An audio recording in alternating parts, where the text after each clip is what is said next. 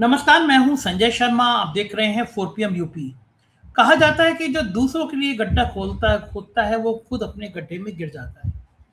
Trump ने जिस तरह से एक हैवानियत दिखाई थी पूरी दुनिया के सामने, उसका नतीजा अब दिख रहा है।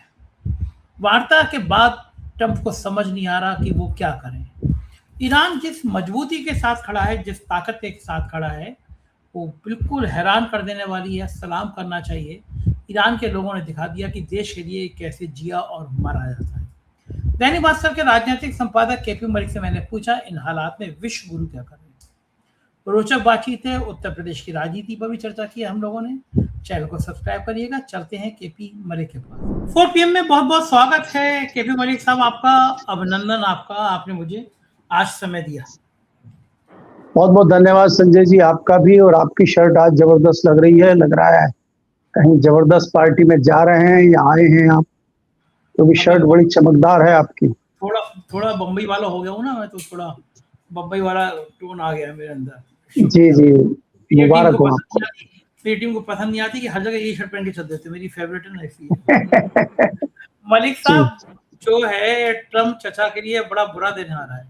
तो कोई यकीन करे या नहीं करे, ज्योतिषी पे मेरे ज्योतिषी ने पहली भविष्यवाणी कर दी कि ईरान बहुत भारी पड़ने वाला है। ट्रंप के जीवन का इतना बुरा होने वाला है जो ट्रंप ने सोचा नहीं। वाकई में लग भी रहा है। अमेरिका के अंदर उनका विरोध बढ़ता चला जा रहा है। बैठे बिठाए उन्होंने पाकिस्तान की ब्रांडिंग करा दी। पाकिस्तान में वार्ता सफल हो या ना हो, लेकिन पाकिस्तान इतना मजबूत राष्ट्र बन गया कि ईरान ने और अमेरिका ने वहां के बात की। हमारे भक्त, हमारे गोदी मीडिया चैनल केवल इसी बात को कह रहे हैं कि देखो, वो वहां के आर्मी चीफ एक कमरे से दूसरे कमरे भाग रहे थे, कोई मतलब नहीं है, वार्ता विफल हो गई। लेकिन हकीकत ये, वार्ता हुई तो अमेरिका और ईरान पाकिस्तान आया तो हमारे विश्व गुरु जी तो पता नहीं कहाँ थे। वो तो विश्व गुरु जी बंगाल के चुनाव में और आसाम के चुनाव में व्यस्त थे। लेकिन पाकिस्तान की स्थिति भारत के मुकाबले में कहीं ज्यादा बेहतर हुई, ये तो मानना ही पड़ेगा। और किसकी गलती है, इसे अलग विषय है। मैं जानना चाहता हूँ कि इन हालातों के बाद तो वार्ता विफल हो ही गई है, क्या स्थिति होगी अब ट्रंप चचा के पास इस वार्ता से निकलने का उपाय क्या है? देखिए संजय जी, अगर आप देखें, आज 44 दिन पूरे हो गए हैं युद्ध को स्टार्ट हुए, और 40 दिन के बाद ये शांति वार्ता अमेरिका की तरफ से ही इसकी मांग की गई थी। ईरान की तरफ से कभी शांति वार्ता की मांग नहीं हुई। आपने देखा था कि ट्रंप ने कई बार जो है सीज फायर किया, कभी 24 घंटे, 48 घंटे, कभी 5 दिन, कभी 2 दिन। और देखिए, ईरान की जनता, जो हमारे सूत्र बताते हैं, हमें जो जानकारी मिल रही है, ईरान की जनता इस बात को लेकर सड़कों पर थी कि हमारे लोग नेगोशिएशन करने पाकिस्तान क्यों जा रहे हैं। आप सोचिए, उल्टा लोग तो उनको और तख्तियां लेके आए थे लोग, और तख्ती पे क्या लिखा हुआ था कि दुनिया जंग से डरती है, हम नेगोशिएशन से डरते हैं। क्योंकि आप देखेंगे कि 4 बार नेगोशिएशन अमेरिका कर चुका है, और उसके बाद वो जो है सीज फायर तोड़ देता है और वो फिर युद्ध शुरू कर देता है। अभी आप देखेंगे कि जिस प्रकार से, मैं बिल्कुल आपको यकीन के साथ कह सकता हूं कि किसी को भी ये जानकारी नहीं थी कि ये जो शांति वार्ता है सफल होगी। ये अमेरिका की एक स्ट्रेटजी थी, और उन्होंने यूज किया पाकिस्तान को। और उनको एक 5-6 दिन का ब्रेक चाहिए था, क्योंकि इजराइल के पास जखीरा खत्म हो चुका। इजराइल को जखीरा भेजना था। अमेरिका की जो हालत खराब हो गई थी मिडिल ईस्ट में, उसको अपने जहाजों को, अपने सैनिकों को वहां भेजना था। तो उनको एक ब्रेक चाहिए था, और वो ब्रेक उन्होंने लेके ये सारी चीजें कर ली और लोगों को पाकिस्तान में उलझाए रखा। पाकिस्तान का कोई बहुत बड़ा रोल नहीं है इसके लिए।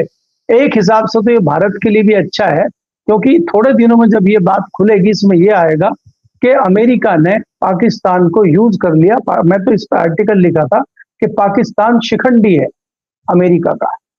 तो अमेरिका ने शिखंडी बना के पाकिस्तान को यूज कर लिया।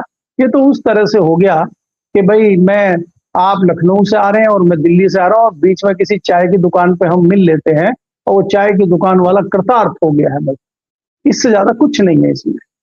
मेरा मानना यह है कि ये जो समय मिला है, इस समय में अमेरिका ने दोबारा तैयारी की है, और यहाँ ईरान जो है बिल्कुल पीछे हटने को राजी नहीं है। क्यों नहीं हटने को राजी है? वो मजबूर है। उसने ये कहा है कि अगर हम सीज फायर करते भी हैं और उसके बाद 3 महीने के बाद फिर अमेरिका आ जाता है युद्ध करने, तो हम क्या करेंगे? तो इसलिए हम इस बार चाहते हैं, निर्णायक युद्ध चाहते हैं। हम चाहते हैं आर पार की लड़ाई हो और जो होना है हो जाए। भाई हमें हारना है, हमें सब कुछ हमें लूट पिट के अमेरिका के कब्जे में आना, तो आ जाए। और या फिर हम जीत कर अमेरिका को ठंडा कर दें और बोलें कि इधर आंख उठा के मत देख। क्योंकि आप ये देखेंगे कि साउथ कोरिया के पास एक 7 लाख करोड़ का फंड पड़ा हुआ था ईरान का। ईरान ने उससे मांग लिया। पहले तो वो डर गया कि भाई नहीं देंगे हम, तो आपको तो प्रतिबंध लगे हुए हैं।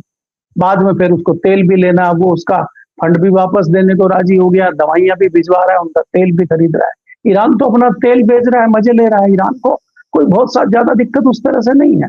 लेकिन कोई भी अच्छा व्यक्ति हो, अच्छा देश हो, वो युद्ध चाहता नहीं है। लेकिन जब सिर पड़ जाता है तो लड़ना पड़ता है। तो मुझे लगता है कि ये जो युद्ध चल रहा है ये ईरान के सिर पे पड़ा हुआ है और ईरान पीछे हटने को तैयार नहीं है। संजय जी, आप ये देखेंगे, आप जिस प्रकार से बात करते हैं इसमें कोई दो राय नहीं है कि ईरान का बड़ा नुकसान हुआ है। वहां पे लोग मरे हैं। आपको तो याद है कि वहां एक बच्चों के स्कूल पे इन्होंने हमला किया था, उसमें लगभग 250 बालिकाएं मारी गई थी। खबर ये आ रही है तेहरान के, मैं कहीं पढ़ रहा था, तेहरान के जो मेयर हैं उन्होंने ये कहा है कि अभी तक तेहरान में लगभग 36,000 घर टूट गए हैं युद्ध में, और हमने 16,000 घर जो है बना के हैंडओवर कर दिए हैं। सोचिए कितनी तेजी से वो काम कर रहा है।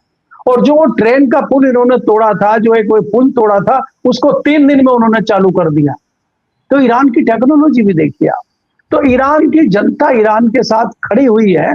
और मैं जो आपको जिक्र कर रहा था कि वहां की जनता सड़क पे आ गई थी नाराज होकर कि हमारे देश के लोग शांति वार्ता में क्यों जा रहे हैं, वो खामनेई जी का एक अपील आई, खामनेई जी का एक जो फतवा जारी हुआ कि भाई मैंने इजाजत दी है और मैंने कहा है कि जाओ, अगर शांति से बात निपटती है निपटाओ, नहीं तो हम युद्ध के लिए तैयार हैं। तब जनता थोड़ी शांत हुई। तो ये हालात ईरान के हैं। तो ऐसे में आप ईरान को ये समझो कि वो झुक जाएगा, पीछे हट जाएगा, वो बिल्कुल नहीं हटेगा। और आपको ये भी पता है कि अमेरिका छद्म युद्ध लड़ रहा है, धोखेबाजी का युद्ध लड़ रहा है, हर बात में उसका झूठ सामने आ रहा है। तो ऐसे में ईरान उसके ऊपर रत्ती भर भी विश्वास नहीं कर रहा है और वो अपनी तैयारी कर रहा है। संजय जी, जी तो ठीक बात है, वो तैयारी कर रहा है, लेकिन अब इन स्थितियों में अगर युद्ध बढ़ेगा तो कीमतें बढ़ेंगी। अमेरिका के अंदर जो आर्थिक साम्राज्य डगमगा रहा है, लोग ट्रंप से नाराज हैं। नवंबर में मिड टर्म इलेक्शन है, क्या लगता है आपको नवंबर से पहले कहीं ट्रंप साहब की कुर्सी को खतरा हो सकता है? और ट्रंप साहब चले गए तो भक्तों का क्या होगा, जो भक्त हवन पूजन करते थे, ट्रंप साहब की मूर्ति लगा के पूजा किया करते थे, जो हमारे विश्व गुरु कहते थे माय फ्रेंड ट्रंप, वो बेचारे रोएंगे, और रोएंगे तो उनको रुमाल कौन देगा? संजय जी, आप देखिए, जो मैंने अभी आपको ईरान की हालत बताई है, ईरान की जनता की हालत बताई है कि ईरान की जनता सड़कों पे है कि आप नेगोशिएशन क्यों कर रहे हैं, और अमेरिका की जनता इसलिए सड़कों पे है कि आप युद्ध क्यों लड़ रहे हैं। विरोधाभास देखिए, मजे की बात। क्योंकि ये जो मूर्खतापूर्ण निर्णय ट्रंप ने लिया है और मूर्खतापूर्ण ये बातें कर रहा है, ये गिर चुका है।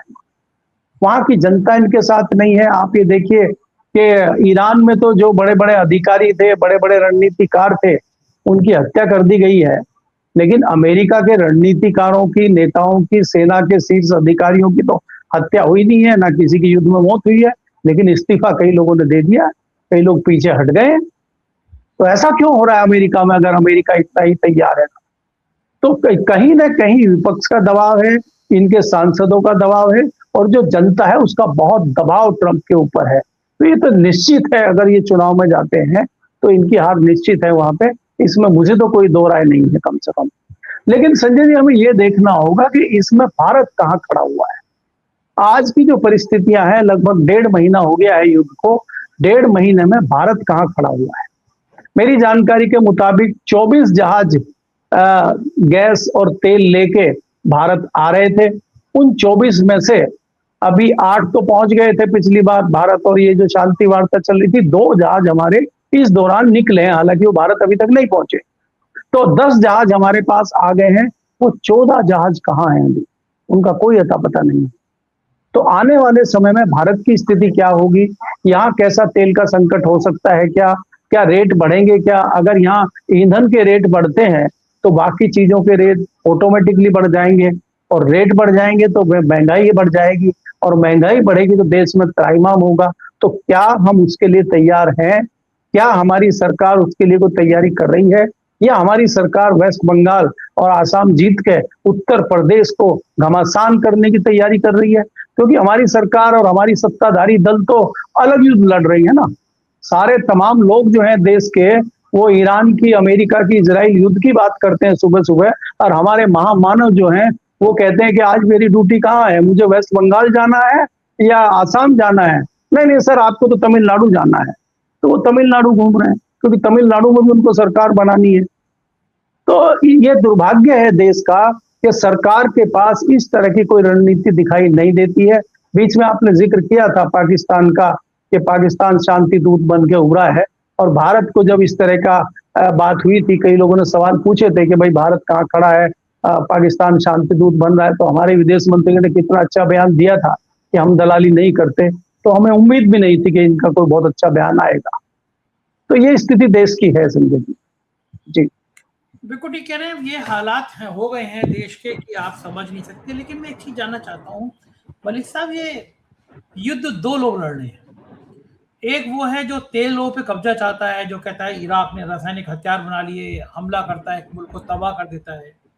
जो पैसे के पीछे, जो ताकत के पीछे भागता है, जो छोटी छोटी बच्चियों का यौन शोषण कहता है। इतना मानसिक विक्षिप्त आदमी ट्रंप इजराइल के साथ खड़े होकर नरसंहार करता है। हमारे माननीय विश्व गुरु जी खामनेई साहब की मौत पर एक लाइन नहीं लिखते हैं, बोलते नहीं। एपस्टीन फाइल का डर होगा, आर्थिक डर होगा, या कोई और वजह होगी जिससे विश्व गुरु जी डर गए। छप्पन इंच का सीना डरते डराते है नहीं किसी से। लेकिन अमेरिका के इसके इतने आगे पीछे घूमने का मतलब क्या है? ईरान ने दिखाया कि छोटा सा मुल्क है, उसने चौधराहट खत्म कर दी, साख होता है साख खत्म कर दी अमेरिका की। ये काम भारत भी तो कर सकता था। जब हथकड़ी और बेड़ी डाल के लोगों को भेजा गया था, हम क्यों नहीं कर पाए? नहीं संजय जी, देखिए इसमें कोई दो राय नहीं है कि दबाव तो है। वो दबाव किस तरह का है, कैसा दबाव है, क्या दिक्कतें हैं, ये कहना थोड़ा सा, अभी जब तक तथ्य ना आ जाए कहना मुश्किल है। लेकिन ये निश्चित तौर पे कहा जा सकता है कि चाहे वो अमेरिका के राष्ट्रपति ट्रंप हो और चाहे हमारे देश के प्रधानमंत्री मोदी हो, दबाव तो अवश्य है। क्योंकि अगर दबाव नहीं है तो हमारा बिहेवियर ऐसा नहीं होता। दूसरी बात आपने जिक्र किया था कि ईरान के पास जो परमाणु ठिकाने हैं, परमाणु तैयारियां हैं, उनको हमने ध्वस्त कर दिया है। आपको याद होगा 1 साल पहले जब 12 दिन तक युद्ध हुआ था अमेरिका का और ईरान का, तो ट्रंप ने कहा था कि हमने सारे ठिकाने ध्वस्त कर दिए हैं, परमाणु उनका खत्म कर दिया है, उनके पास अब कुछ नहीं बचा है और हमने सब मिटा दिया है, सब ध्वस्त कर दिया है। तो अगर सब ध्वस्त आपने 1 साल पहले कर दिया था और आज आप ये कह रहे हैं कि भाई अपने परमाणु ठिकाने बंद करिए, तो फिर वो दोबारा कैसे उग गए? वो ऐसी खेती है क्या कि आज काट ली दोबारा फिर उगाई? तो ये कहीं ना कहीं दिखाता है कि ये मूर्ख टाइप के लोग हैं। ये खुद अभी क्या बोले थे थोड़ी देर पहले और आगे क्या बोलेंगे इनको खुद ही पता नहीं रहता। मैंने आपको कहा ना कि पहले आप 48 घंटे का अल्टीमेटम खुद ही दे देते हैं, फिर वो 48 घंटे गुजर गए, फिर आप खुद ही 5 दिन का दे देते हैं, फिर आप 15 दिन का दे देते हैं, और 15 दिन पूरे नहीं होते फिर आप खुद ही जो है हमला कर देते हैं। तो इनका कोई ना इलाज है और ना कोई इनकी बातों पर विश्वास है। ये अपने देश में ही घिरे हुए हैं, जैसा कि मैंने बताया है। चाहे इनके सहयोगी हों, चाहे वहां पे दूसरे राजनीतिक दल हों, चाहे चाहे कोई नेता हो, चाहे जनता हो, चाहे पब्लिक हो, सबकी नजरों में जो गिरावट अमेरिका के राष्ट्रपति की आई है, मुझे लगता है कि आज से पहले किसी राष्ट्रपति का इस तरह का ओछापन हमने नहीं देखा अपनी याद में, चाहे वो अमेरिका हो और चाहे वो युद्ध की इस तरह की लड़ाई लड़ने वाला व्यक्ति हो। अमेरिका ने बहुत लड़ाइयां लड़ी हैं, इससे इससे घटिया तो कभी हमने इराक वाले युद्ध में भी कभी बात नहीं सुनी कि इस तरह का व्यवहार अमेरिका का रहा हो जैसा अभी है। इतनी बड़ी शक्ति वाला देश क्या इस तरह की हरकतें करेगा? जी बिल्कुल ठीक कह रहे हैं। और गर्मी तो उत्तर प्रदेश की राजनीति में भी है। विनोद तावड़े को मोटी सी फाइल लेकर आए हैं, Brajesh Pathak deputy CM, Keshav Maurya deputy CM से अलग अलग मीटिंग्स हो रही हैं। क्या उत्तर प्रदेश में भी कोई मिसाइल गिरने वाली है? खेल क्या है? अचानक इस तरह आना, अलग अलग मीटिंग्स करना, क्या उत्तर प्रदेश में 2027 या 2029 की कोई एक बिसात बिछ रही है? योगी आदित्यनाथ के खिलाफ बिछ रही है, पक्ष में बिछ रही है, चल क्या रहा है? देखिए संजय जी, अगर आप देखें 2024 के बाद भारतीय जनता पार्टी का शीर्ष नेतृत्व सत्ता में है और आप जानते हैं कि ये सरकार किस प्रकार से चल रही है। नीतीश कुमार को दिल्ली आए अभी 3 दिन हुए हैं, अखिलेश यादव ने उनको ऑफर दे दिया प्रधानमंत्री पद का। तो अब नीतीश कुमार के मुंह से जैसे ही लार टपकनी शुरू हुई तो भारतीय जनता पार्टी घबरा गई। अखिलेश ने कहा कि देखिए हमारा तीसरा दल है पूरे भारत में सबसे बड़ा, और उसके बाद आप हैं, तो आप तैयारी कीजिए, हम आपके पीछे, और अगर आप इजाजत देंगे कहेंगे तो हम कांग्रेस को ये कह देंगे, कांग्रेस बाहर से समर्थन दे, हम उनको मंत्रालय भी नहीं देंगे, वो राजी हम कर देंगे उनको, बस आप जो है वो आंध्र प्रदेश वाले जो भाई साहब हैं आपके चंद्रबाबू नायडू, उनको मना लीजिए।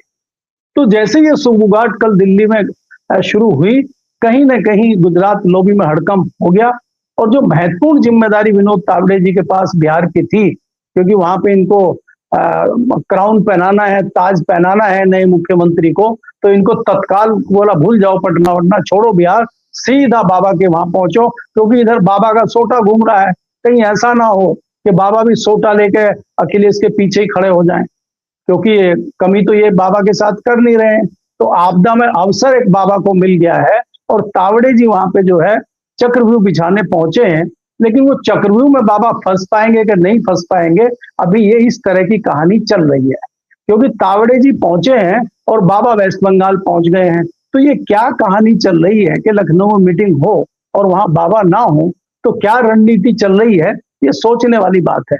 आपको देखना होगा कि उत्तर प्रदेश में स्थिति बहुत बढ़िया नहीं है 24 के बाद, और बाबा को किसी भी तरह से कमजोर आंकना मुझे नहीं लगता कि हमें सोचना चाहिए। अगर भारतीय जनता पार्टी कुछ भी उत्तर प्रदेश में करती है तो वहां बिना बाबा के नहीं कर पाएगी। और अभी ये दिल्ली एक ये भी सोच सकती है कि भाई नीतीश कुमार की तरह बाबा को यूज करो चुनाव के लिए, उनके चेहरे पर चुनाव लड़ो और बाद में इनको कमजोर कर दो और किसी और को मुख्यमंत्री बना दो। तो गुजरात लोग तो ऐसी चीजें सोच के ही आगे तैयारी करती है। अब इतनी आगे तैयारी हो चुकी है कि नहीं हो चुकी है, और अगर ये तैयारी गुजरात लोग भी कर रही है तो क्या बाबा का सोटा जो है उसमें कुछ कमजोरी आ गई है, सोटा कुछ हल्का हो गया है, या सोटा कमजोर हो गया है, फिर हमें ये भी सोचना पड़ेगा संजय जी। बिल्कुल ठीक बात है, राजनीति में क्या कमी आ गई इसका अध्ययन करना पड़ेगा, क्योंकि दिन पर दिन चीजें खराब हो रही हैं, बिगड़ रही हैं। बहुत बहुत शुक्रिया मलिक साहब, आपने मुझे समय दिया, बातचीत की, थैंक यू सर। ये जी केपी मलिक जी, पूरी बातचीत आपने सुनी और ये बात सही है कि आने वाले दिनों में ईरान का पलड़ा भारी होगा, और भारत के लोगों को समझना चाहिए, सोचना चाहिए कि वह लफाजी करने से, 56 इंच के सीने की बात करने से काम नहीं चलता। बात धरातल पर होती है। हम लोग इतने कमजोर हो गए कि जो ईरान हमारे साथ था, हम खामनेई साहब की मौत के बाद उसके लिए ट्वीट भी नहीं कर सके। आप क्या सोचते हैं बताइएगा जरूर, चैनल पर कमेंट कीजिएगा। बहुत बहुत शुक्रिया, थैंक यू।